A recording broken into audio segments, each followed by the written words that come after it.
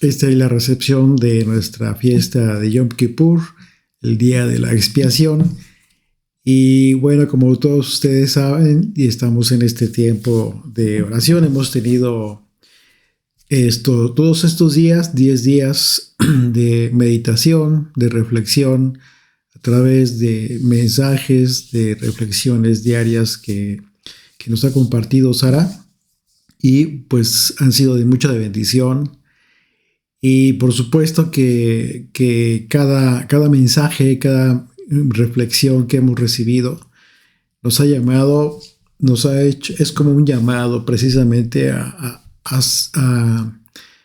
reflexionar acerca de nuestras propias vidas, principalmente, pero también acerca de lo que como pueblo de Dios requerimos hacer, es decir, orar por nuestros hermanos que mutuamente entre nosotros, pero también incluso por aquellos que aún no reciben al Mesías, tanto gentiles como el pueblo judío que no recibió al Mesías Yeshua. Y bueno, hemos tenido muchos estudios relacionados con este tema.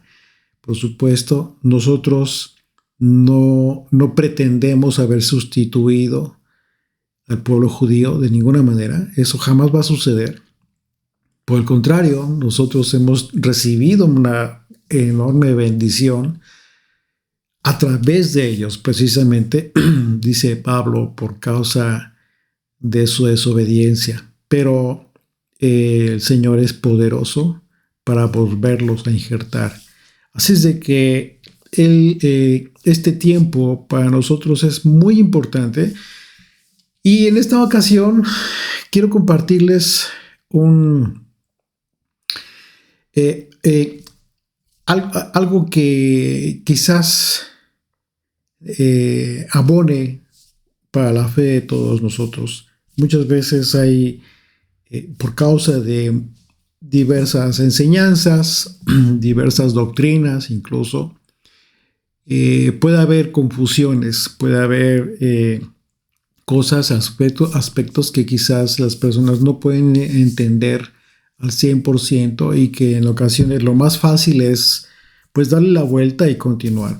Pero estamos llamados a edificar nuestra fe en fortaleza, en el Mesías, en nuestra roca. Así es de que por esta misma razón es importante que nosotros entendamos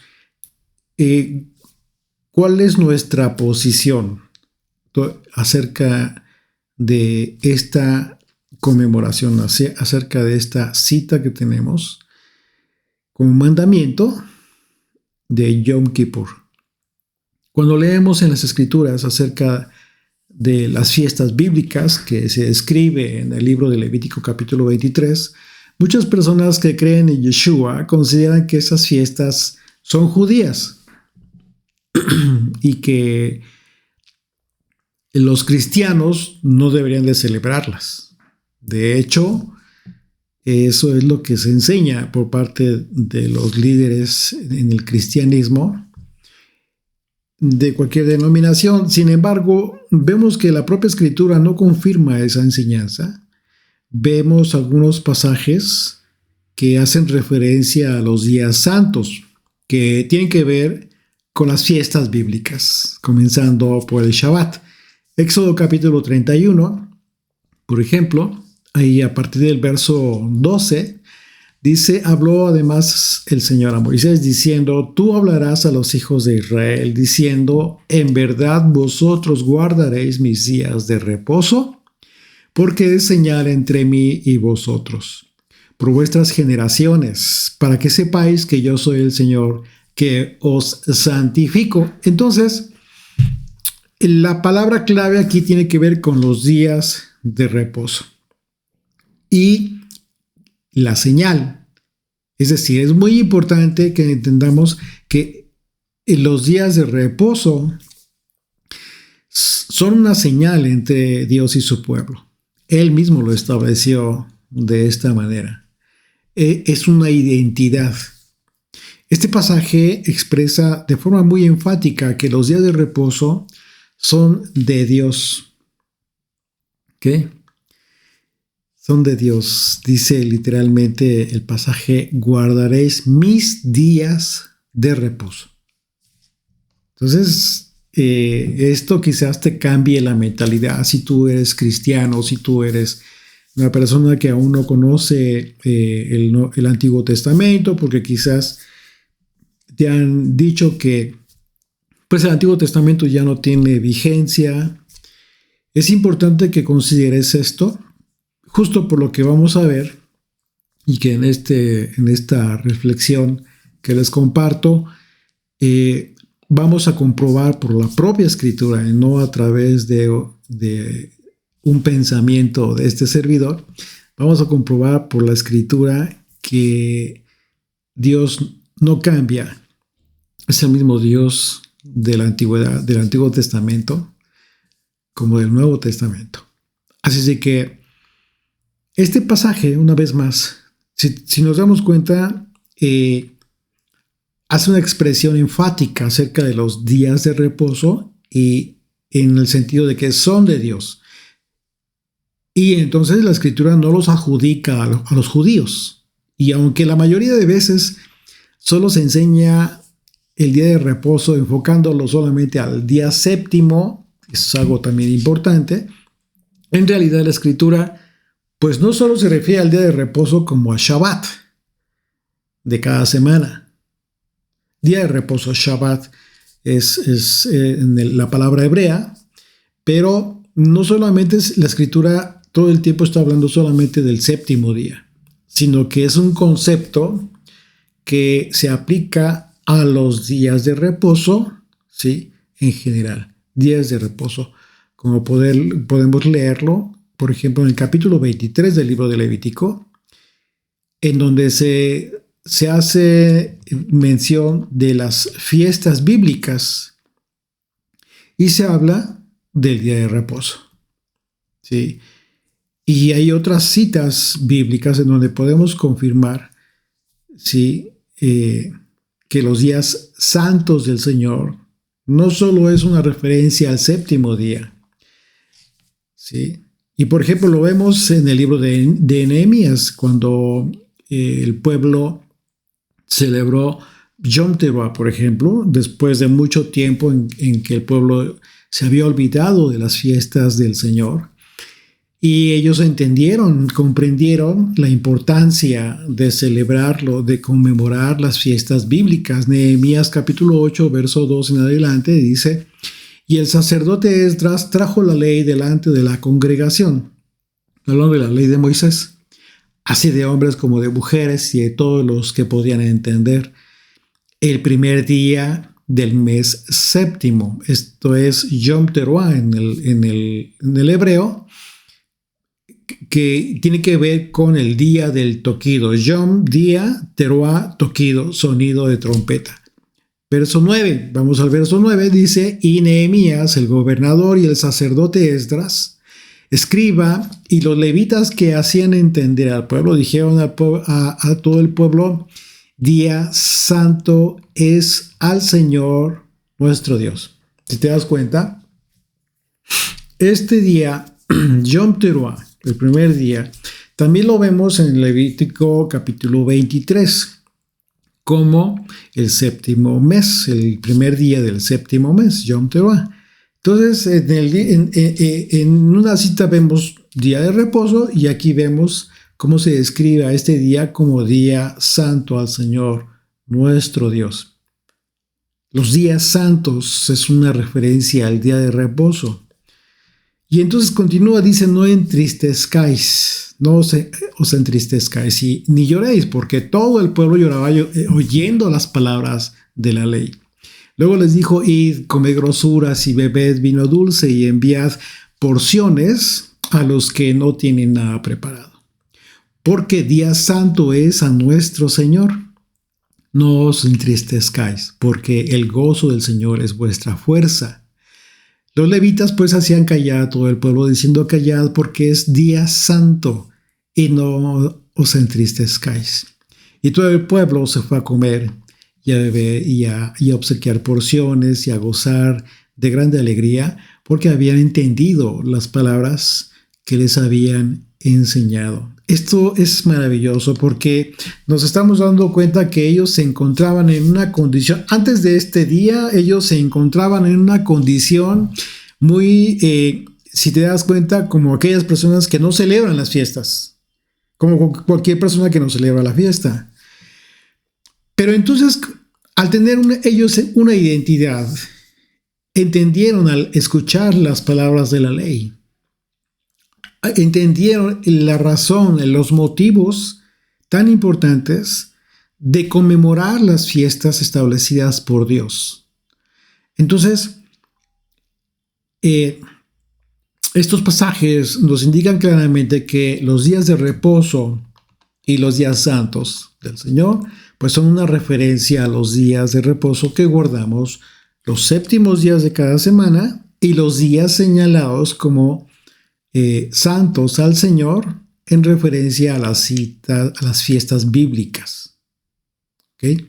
Si nos damos cuenta, en cada fiesta bíblica se refiere a un día de reposo o 2 días de reposo, dependiendo de la fiesta.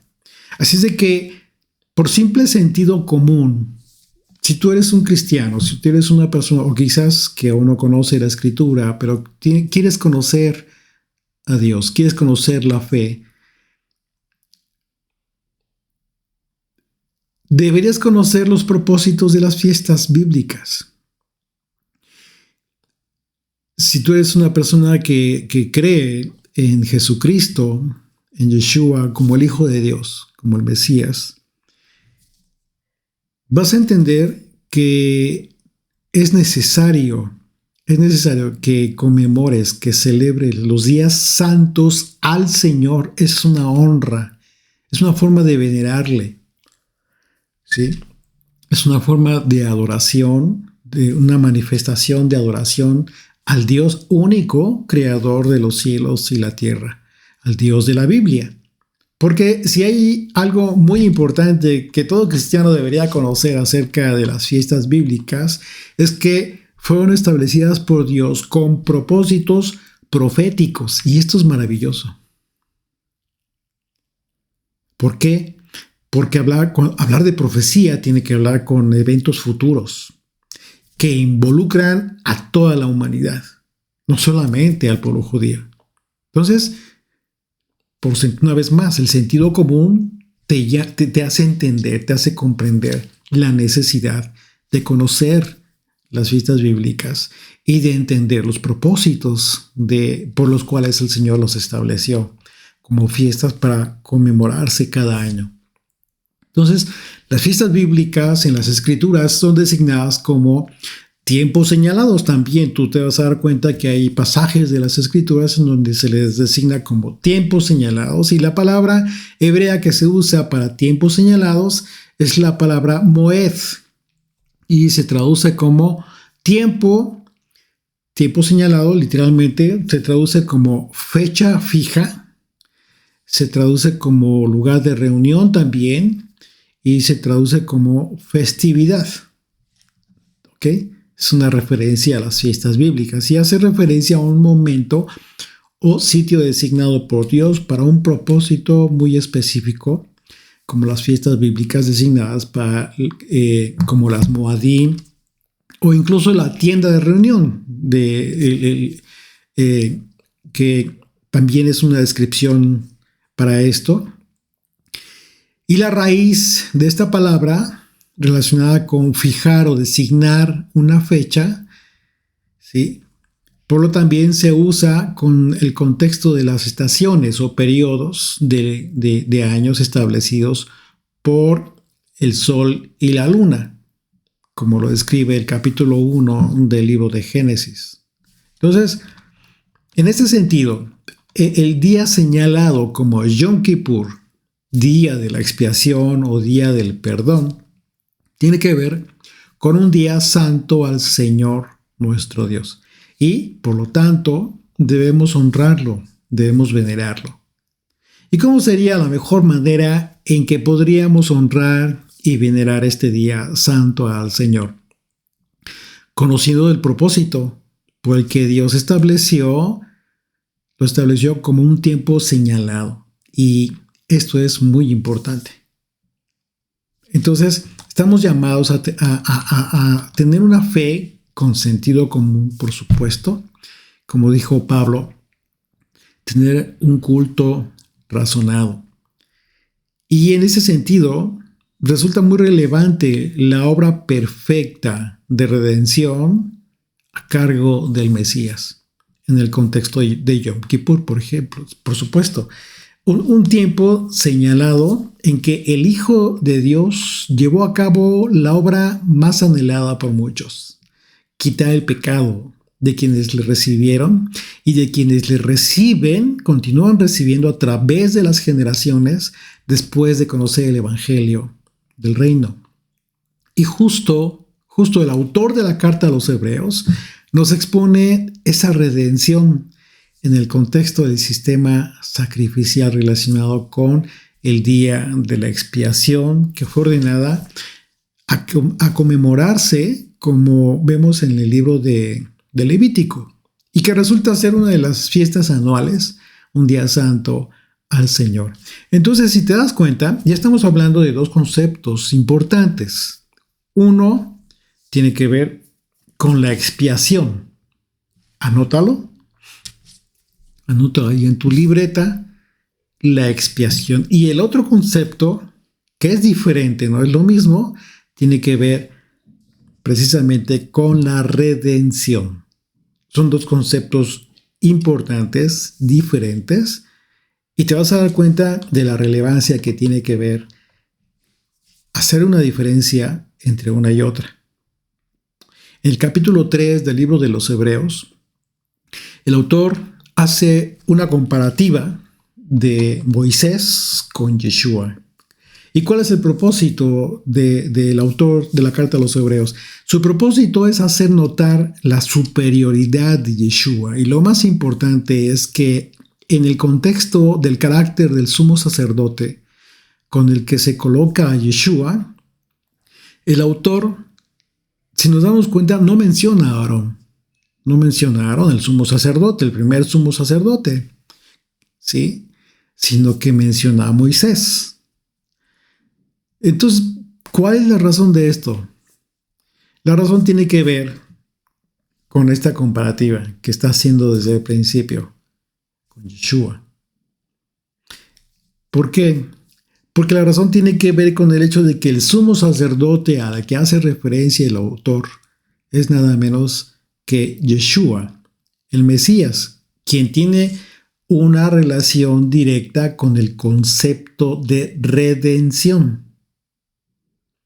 Y si ya estudiaste el libro de Éxodo, te vas a dar cuenta que Moisés está muy vinculado con el concepto de redención por mandato de Dios. Ahora bien, recordemos que el término expiación, si ya lo anotaste en el hebreo, es la palabra kafar. Esta palabra se traduce como cubrir y se traduce como pagar una deuda o reconciliar. Esta palabra también se utiliza con el sustantivo kippur, que es precisamente una referencia al día de la expiación. Y en este sentido, debemos entender que una expiación, vamos a poner atención, una expiación solo cubre el pecado de acuerdo a la propia definición de la palabra hebrea original. Y en esencia, esa es la razón principal por la que el mandamiento que leemos en Levítico capítulo 23 para conmemorar esta fiesta es que cada año debía conmemorarse, ¿sí? Y el sumo sacerdote, que era el único autorizado, era quien entraba solo una vez al año al lugar santísimo para derramar la sangre de la expiación sobre el propiciatorio. Esto lo vemos claramente ahí en el capítulo 16 de Levítico. Entonces, el pecado, ¿qué es lo que sucedía con el pecado? cada año, en aquel entonces, en el tiempo del tabernáculo y en el tiempo del templo en Jerusalén, el pecado continuaba en las personas, pero era cubierto, kafar, cada año. Y por causa de los sacrificios ofrecidos en el tabernáculo y después en el templo, el juicio de Dios se mantenía apartado por un año más, por un año más. Y en ese sentido, la expiación era limitada, era muy limitada en el tiempo del sistema sacrificial.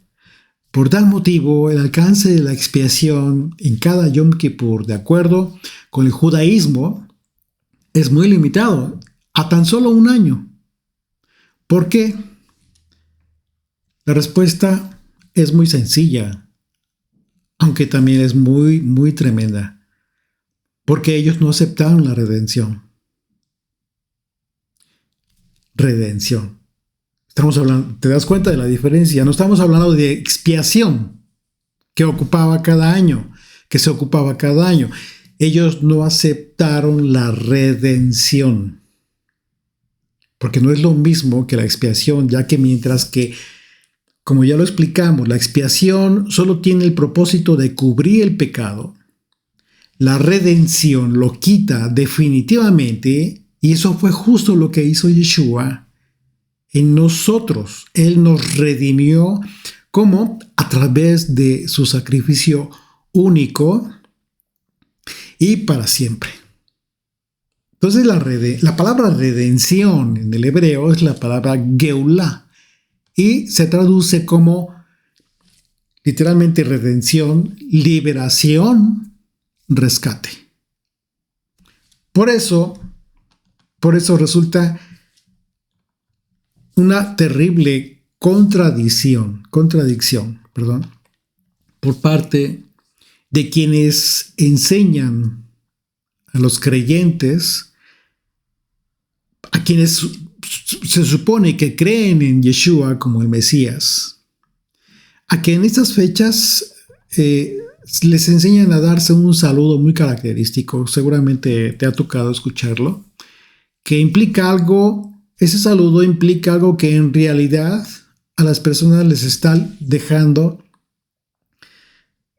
manteniendo realmente alejadas de lo que hizo Yeshua. ¿Por qué? Porque es muy común que entre las personas sobre todo últimamente en la religión de las llamadas raíces hebreas, se saludan en estas épocas mutuamente y se dicen unos a otros que seas inscrito en el libro de la vida. Otros se dicen que seas inscrito en el libro de la vida y sellado para un buen año. Eso es más literal en el judaísmo. Así literalmente, para un buen año. Seguramente has escuchado de este saludo, seguramente te han saludado de esa manera. ¿Sí? ¿Por qué? Bueno, para el judaísmo, ser inscrito en el libro de la vida significa que uno ha sido juzgado favorablemente por Dios y vivirá un buen año. Entonces, para ellos, para el judaísmo, el Yom Kippur final está por suceder por causa de no haber creído en el Hijo de Dios. Y por ello, para ellos no hay Mesías aún. El Mesías no ha venido. Esto significa que para ellos no hay salvación aún en su concepto, en su fe. Y no solamente subjetivamente hablando, sino en su vida real. Ellos no tienen la redención del Mesías porque no le recibieron, sino que aún lo esperan. ¿Por qué? Bueno, porque según ellos, Yeshua fue un impostor. Estamos hablando del judaísmo ortodoxo. Anteriormente, durante el sistema sacrificial, o sea, esto tiene una razón, tiene un motivo, y hay que entenderlo. Anteriormente, durante el sistema sacrificial, efectivamente ese era el motivo de Yom Kippur, porque el sumo sacerdote entraba solo una vez al año, como ya lo comentamos, en esa fecha para obtener expiación, cubrir los pecados del pueblo. Cada año. Sin embargo, a partir de que vino Yeshua, todo creyente en él, todo aquel que cree en el Hijo de Dios, ha recibido no una expiación, y mucho menos solo por un año más, sino que hemos recibido redención eterna. Y eso hace todo el sentido con el hecho de que ya no haya más sacrificios. Esa es la razón por la que todo creyente en el Mesías Yeshua entendemos que por causa de la redención que hemos recibido de parte del Hijo de Dios, ya no hay necesidad de un juicio para nosotros. ¿Por qué? Porque por causa de esa redención, todos los que la recibimos y en consecuencia hemos respondido en fe, el pecado ya no se enseñorea de nosotros, porque somos salvos, hemos sido rescatados y hemos recibido la victoria que obtuvo Yeshua en esa cruz sobre el pecado. Hebreos capítulo 7. Vamos a ver, para poner en contexto lo que el autor de la carta a los Hebreos habló acerca de Yeshua y por qué tuvo que remitirse hasta Melquisedec. ¿Con qué propósito el autor de la carta a los Hebreos lo expone de esta manera? Justo para exponer el propósito del sacerdocio eterno a cargo de Yeshua. Fíjate bien, dice Hebreos capítulo 7, verso 1, porque este Melquisedec, rey de Salem, sacerdote del Dios Altísimo, que salió a recibir a Abraham que volvía de la derrota de los reyes y le bendijo. Hasta aquí, dice Melquisedec. Esta referencia a Melquisedec es una palabra compuesta de dos palabras hebreas. Malki, que significa mi rey, y Sedec, que significa justo. Y en las escrituras, siempre que leemos la palabra justicia o justo, siempre nos va a remitir o nos va a conectar con el reino. ¿Ok? Porque estamos hablando de la justicia de Dios. Y en ese sentido, Melquisedec está conectado con el reino y la palabra Salem, que es la palabra original hebrea Shalem, se traduce como completo, entero, perfecto. Así es que esa es la razón por la que Melquisedec, a Melquisedec es el autor de la carta a los Hebreos, lo identificó como el sacerdote del Dios Altísimo y se describe que salió a recibir a Abraham que volvía de la derrota del enemigo. Fíjate bien el contexto. ¿Por qué? Porque el contexto tiene que ver con la aparición de Melquisedec, con este sacerdote del Dios Altísimo en aquel evento de la victoria. Abraham venía de una victoria, venía de haber vencido al enemigo. Y acabamos de mencionar acerca de lo que hizo Yeshua en aquella cruz. Venció la muerte, venció al enemigo. Entonces,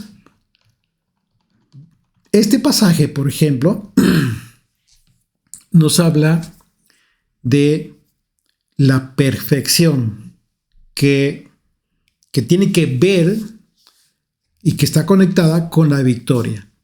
Ahora, vamos al versículo 15 de este mismo capítulo 7 de Hebreos.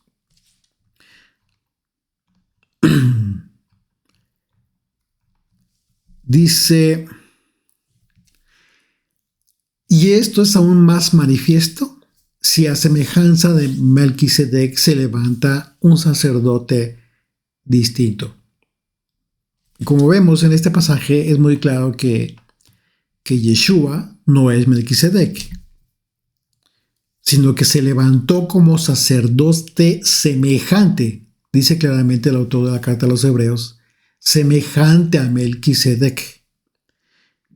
Pero por supuesto, distinto al sacerdocio levítico. Dice verso 16, no constituido conforme a la ley del mandamiento acerca de la descendencia, que tiene que ver con el sacerdocio de Aarón, sino según el poder de la vida indestructible.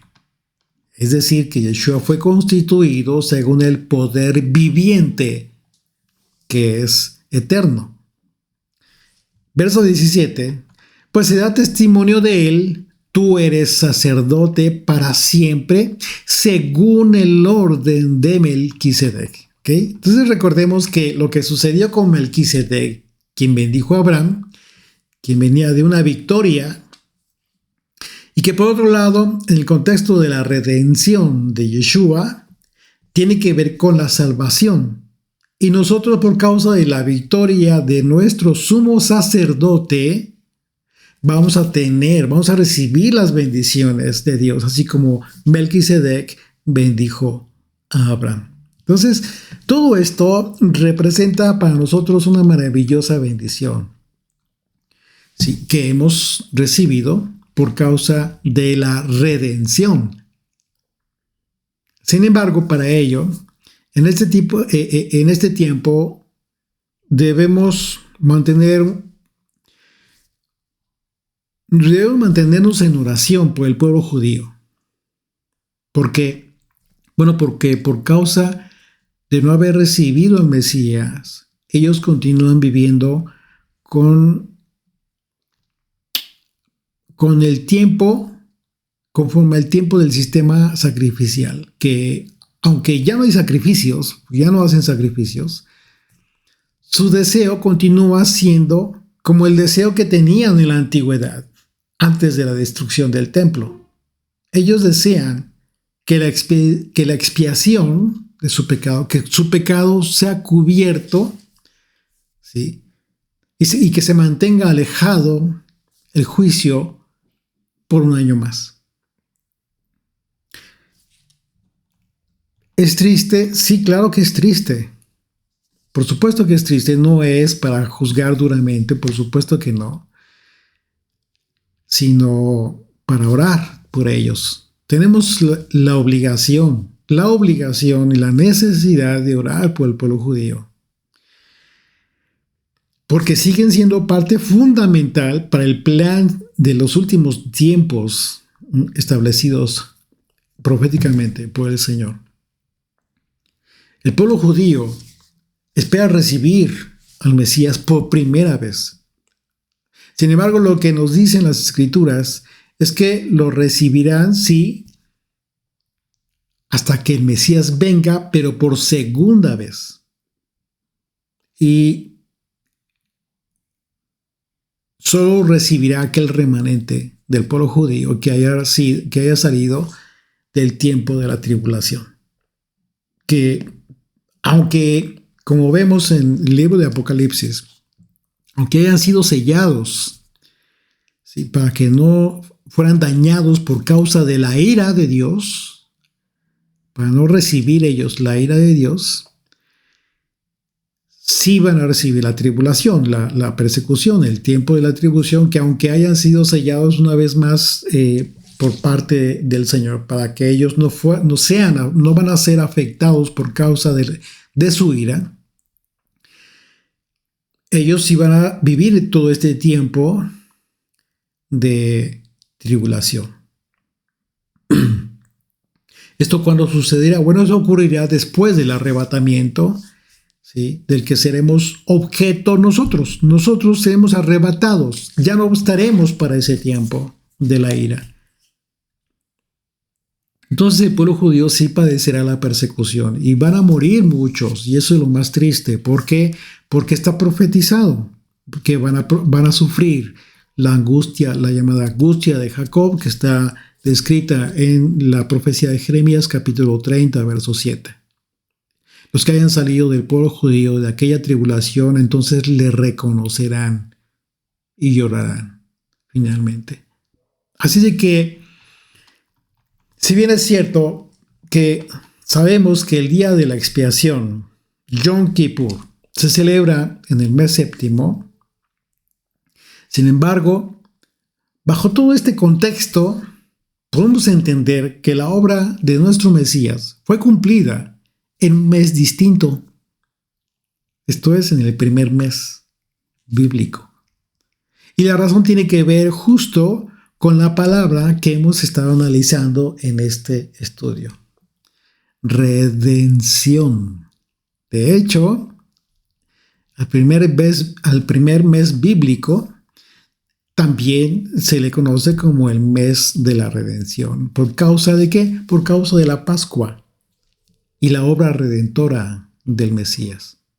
Yeshua no vino a cumplir una expiación, porque su obra jamás sería limitada por el curso del tiempo de un año, sino que su obra tuvo efectos eternos, algo que jamás hubiéramos podido alcanzar tú y yo por nuestros propios medios. Es la razón por la que existe una gran diferencia entre la fe judía y la fe de los creyentes en el Hijo de Dios, nuestro Mesías. No cometas el error de mezclar tu fe. No cometas el error de hablar cosas que no tienen sentido, que no hacen sentido con lo que tú crees, con lo que dices creer, sino confirma lo que crees. Porque mientras que para el pueblo judío ellos aún esperan su último Yom Kippur, nosotros podemos tener la certeza de que ya hemos recibido el perdón de nuestros pecados ante aquella cruz por el derramamiento de la sangre de redención. Así es de que conmemoremos pues nuestra redención y oremos por quienes aún esperan por primera vez, tanto gentiles como judíos, y honremos entonces la causa de la aflicción que tuvo Yeshua, nuestro Mesías, antes de ir a aquella cruz. Bendito sea por siempre nuestro Redentor y Salvador. Amén.